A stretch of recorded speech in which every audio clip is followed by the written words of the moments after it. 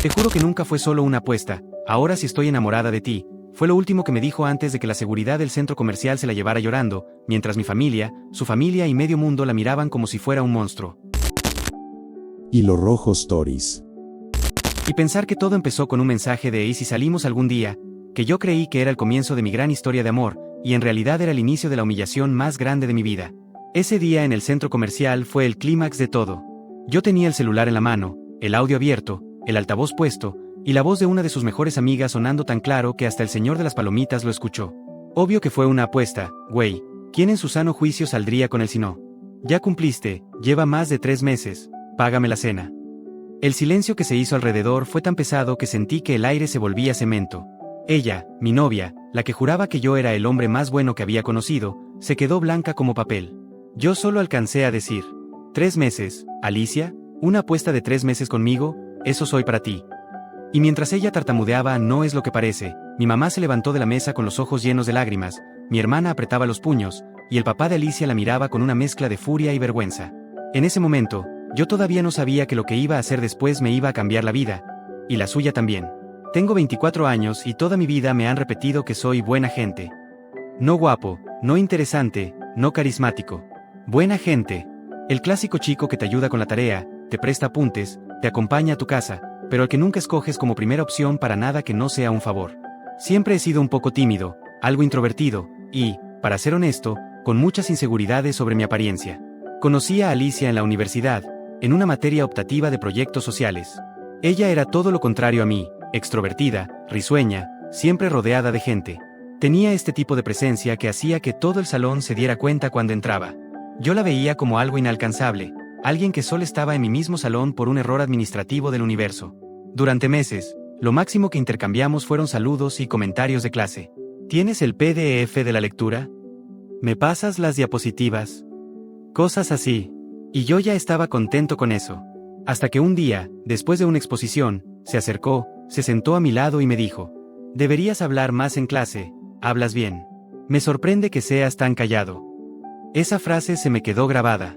Era la primera vez que alguien, mucho menos alguien como ella, me hacía un cumplido que no fuera "eres buen chico". Un par de semanas después, recibí un mensaje por Instagram. Era ella. Oye, ¿y si un día salimos? Para celebrar que ya casi acaba el semestre, jaja. Leí ese mensaje como 10 veces antes de responder. Mi corazón latía como si hubiera corrido una maratón. No podía creer que Alicia, la chica que todos querían, me estuviera invitando a salir. A mí. El jaja al final me confundió, pero estaba tan emocionado que lo ignoré. Nuestra primera cita fue en un café cerca de la universidad. Yo llegué media hora antes, revisé el espejo del baño del local unas 5 veces, y hasta googleé de qué hablar en una primera cita. Cuando ella llegó, con ese vestido verde y su chaqueta de mezclilla, pensé ojalá alguien me pellizque, porque esto no puede ser real. La cita fue perfecta. Hablamos de todo, de películas, de música, de nuestros miedos, del futuro. En un momento, ella dijo riéndose: me sorprende que nadie te haya pescado antes, la verdad. Eres como un secreto bien guardado. Yo sentí que el pecho se me llenaba de algo caliente. Esa noche, al llegar a casa, mi hermana me vio entrar con una sonrisa tan grande que solo dijo: ya, cuéntalo todo. Desde ahí empezamos a vernos seguido. Salidas al cine, caminatas por el parque, estudiar juntos en la biblioteca.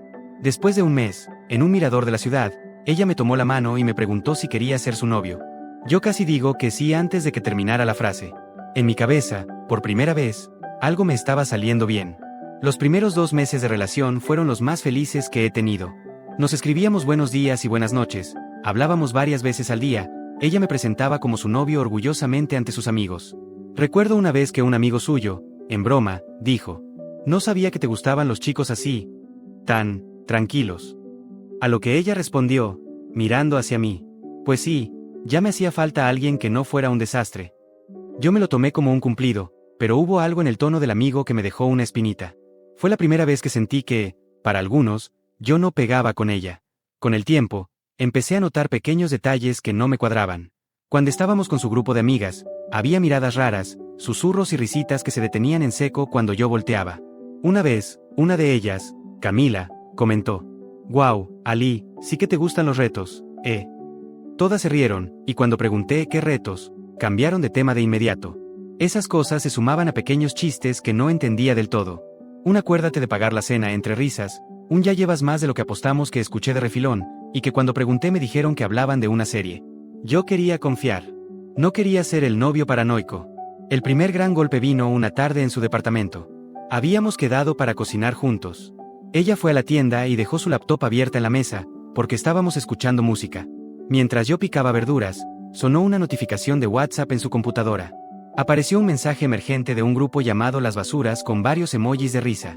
No soy de revisar cosas ajenas, pero el mensaje se desplegó solito en la esquina de la pantalla. ¿Y? ¿Sigues con el experimento o ya te hartaste? Ja ja ja. Yo me quedé congelado. Mi primera reacción fue minimizarlo y seguir. Seguro hablan de otra cosa, me dije. Pero los mensajes siguieron apareciendo. Ya paguen, perdedoras, ya lleva casi 3 meses con él. Te juro que si yo tuviera que aguantarlo tanto tiempo, si pediría terapia después. Sentí como la cara se me calentaba. Mi corazón empezó a latir tan fuerte que no escuchaba la música, solo mi pulso en los oídos. Me acerqué a la laptop, con la excusa mental de solo quiero entender. Abrí la conversación. Lo que vi fue una conversación de semanas, a mis espaldas, donde yo era el chiste. Mensajes como: Ali, ¿cómo aguanta sus mensajes de buenos días todos los días? Yo ya lo habría bloqueado.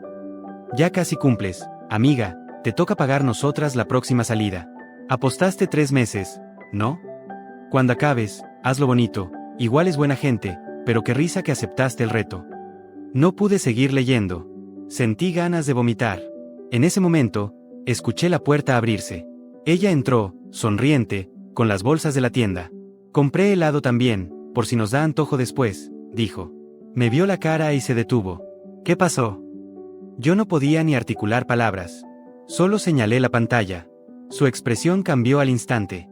Se acercó lentamente, miró los mensajes abiertos y se quedó muda. La vi ponerse pálida, luego roja, luego pálida otra vez. «Puedo explicarte», murmuró. «¿Explicarme qué, Alicia?», dije con la voz temblando. «¿Qué soy un experimento? ¿Qué saliste conmigo por una apuesta?».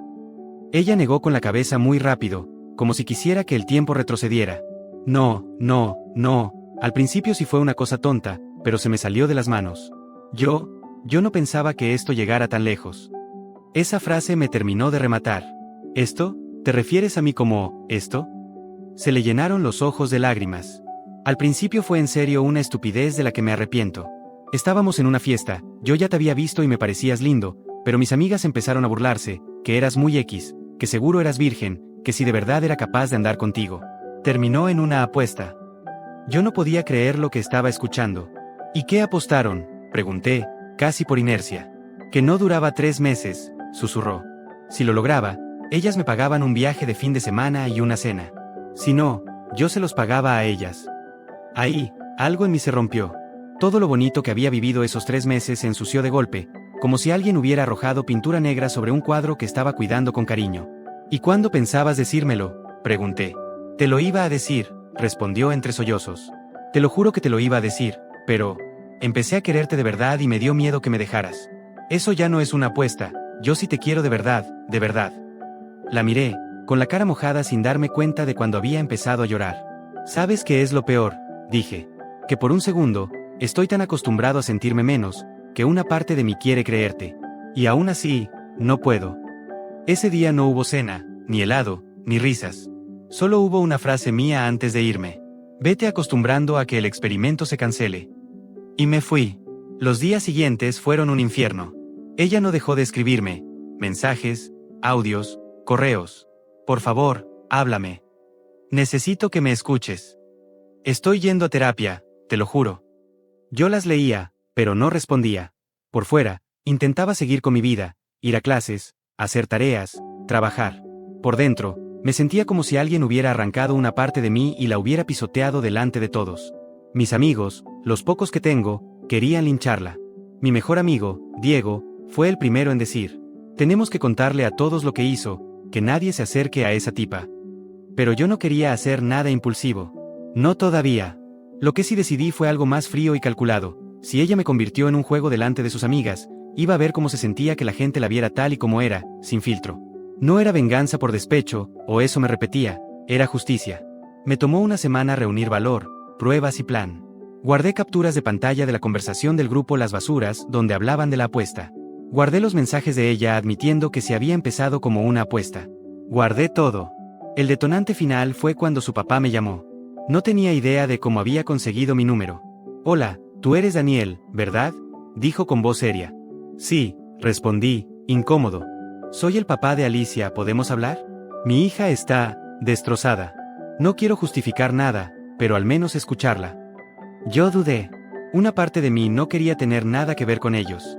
Otra parte sintió que, si no cerraba esto de forma clara, ella siempre iba a quedar como víctima ante su familia. Acepté verlos en persona, pero bajo mis condiciones. Le dije que nos viéramos en un lugar público, un restaurante del centro comercial donde, coincidencia o no, yo solía ir con Alicia. Lo que no les dije fue que también invité a Diego, a mi hermana, y que llevé impresas las capturas. No iba a exponerla por deporte, pero tampoco iba a permitir que me hicieran sentir culpable por poner límites. Cuando llegamos, estaban Alicia, sus papás y su hermano. Ella tenía la cara hinchada de llorar. Mi mamá insistió en acompañarme, y aunque yo al principio no quería involucrarla, al final agradecí que estuviera ahí. Nos sentamos, y el papá de Alicia fue el primero en hablar. Gracias por venir, Daniel. Mi hija cometió un error muy grave, y estamos aquí para aclarar las cosas. Alicia trató de tomar mi mano, pero yo la retiré. Yo no vine a aclarar nada, dije. Vine a dejar las cosas en su lugar. Saqué los papeles de mi mochila y los puse en el centro de la mesa. Esto es lo que pasó. Ustedes pueden leerlo si quieren. Y si después de esto siguen pensando que lo que hizo fue un error, allá ustedes. El silencio se rompió con el sonido de las hojas. El papá de Alicia empezó a leer en voz baja, mientras la mamá se inclinaba para ver también. Se les iba cambiando la cara a medida que avanzaban, primero confusión, luego shock, luego enojo. De vez en cuando, levantaban la vista y miraban a Alicia, que no se atrevía a levantar la cabeza. Mi mamá se tapaba la boca con la mano. Yo escuchaba mi propio corazón como un tambor en los oídos. Cuando terminaron, el papá la miró y dijo en voz baja, pero firme: ¿Esto es verdad, Alicia? Ella, llorando, solo asintió. Tú usaste a este muchacho para una apuesta con tus amigas, insistió. Yo, sí, pero, después me enamoré, papá, te lo juro, yo sí lo amo, solo que empezó mal, yo. Él la interrumpió, golpeando la mesa con la mano. ¿Te parece que eso importa? ¿Te parece que, empezó mal, es suficiente para hacer esto? Toda la gente alrededor volteó.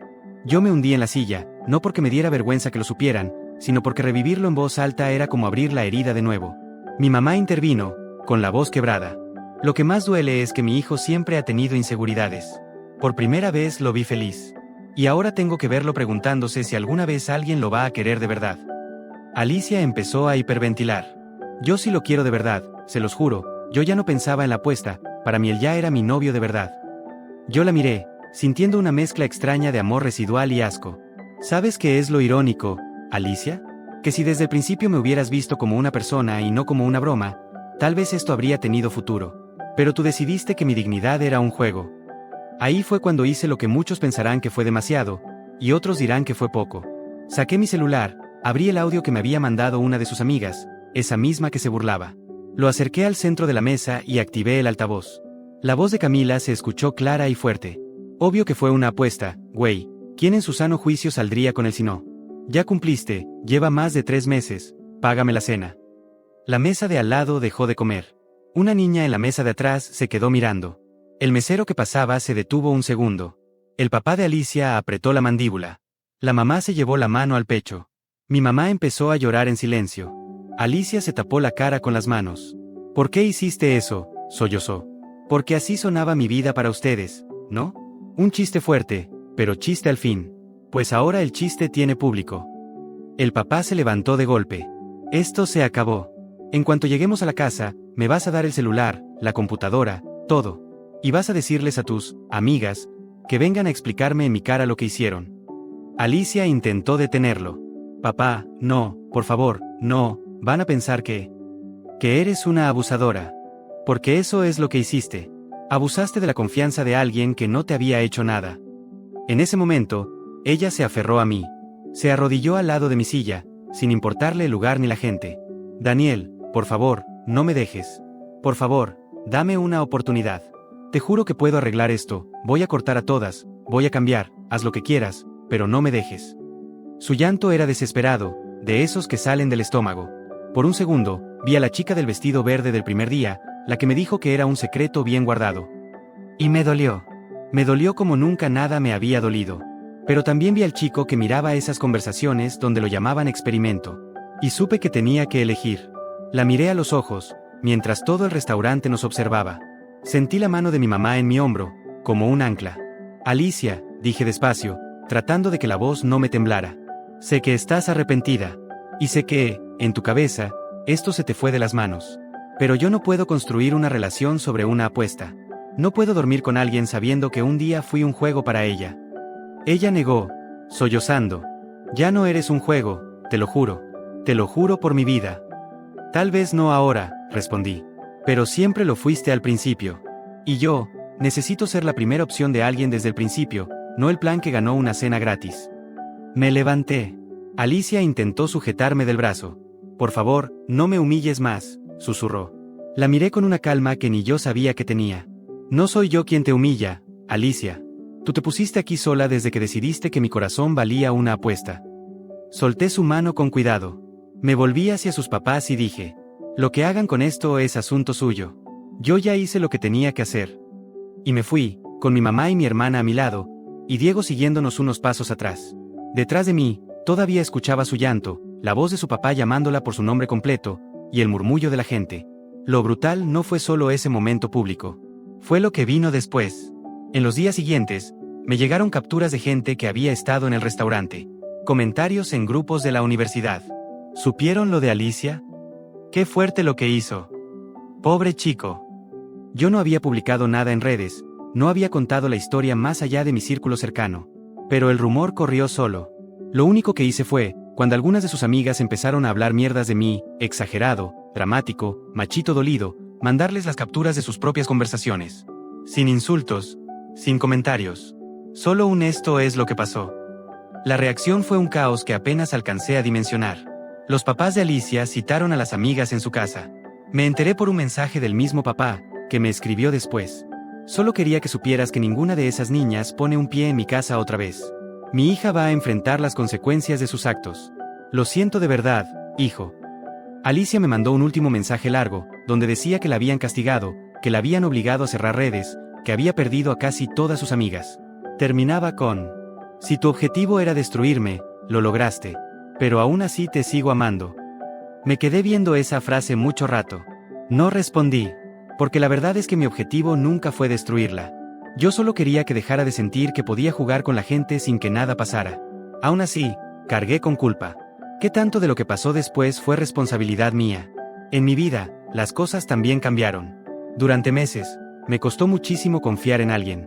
Cada vez que alguien mostraba interés en mí, una voz interna susurraba: ¿y si es otra apuesta? Empecé terapia. No porque quisiera superar a Alicia, sino porque me di cuenta de que mi autoestima ya estaba dañada desde antes, y lo que pasó solo lo dejó evidente. En terapia, mi psicóloga me dijo algo que se me quedó grabado. Lo que te hicieron fue una forma de abuso emocional. No eres débil por haber caído, ni cruel por haber mostrado la verdad. Pero sí tienes la responsabilidad de decidir qué haces con eso a partir de ahora. Empecé a trabajar en mí, en cambiar la narrativa de solo soy buena gente a reconocer que valgo por quien soy, no por quien decide o no verme. Recientemente, meses después de todo, vi a Alicia de lejos en la universidad. Estaba sola, sin su grupo usual. Por un segundo, nuestras miradas se cruzaron. Ella hizo un ademán como de acercarse, pero se detuvo. Yo solo asentí con la cabeza, una especie de saludo neutro, y seguí caminando. No hay final feliz de película. No volvimos, no somos amigos, no hay quizás en otro momento. Solo hay dos personas que se hicieron daño de forma distinta, y que ahora tienen que vivir con las consecuencias de lo que eligieron. A veces me pregunto si fui demasiado lejos con lo que hice en el restaurante. Si exponerla así fue correcto, o si me dejé llevar por el dolor. Otras veces pienso en el Daniel de hace meses, leyendo cómo se reían de él en un chat, y me digo que si yo no me defendía, nadie lo iba a hacer. Lo que sí sé es que, desde ese día, tengo una regla clara para mí mismo. Nunca más aceptaré ser la apuesta de nadie. Si alguien me quiere en su vida, que sea porque me ve como persona, no como reto, no como experimento, no como chiste. Y ahora, la verdad, quiero saber qué piensan los demás. ¿Creen que fui demasiado brutal al exponerla frente a su familia y en ese lugar público? ¿O piensan que, después de convertirme en una apuesta durante meses, hice lo correcto al mostrarles a todos quién era realmente? Hilo Rojo Stories.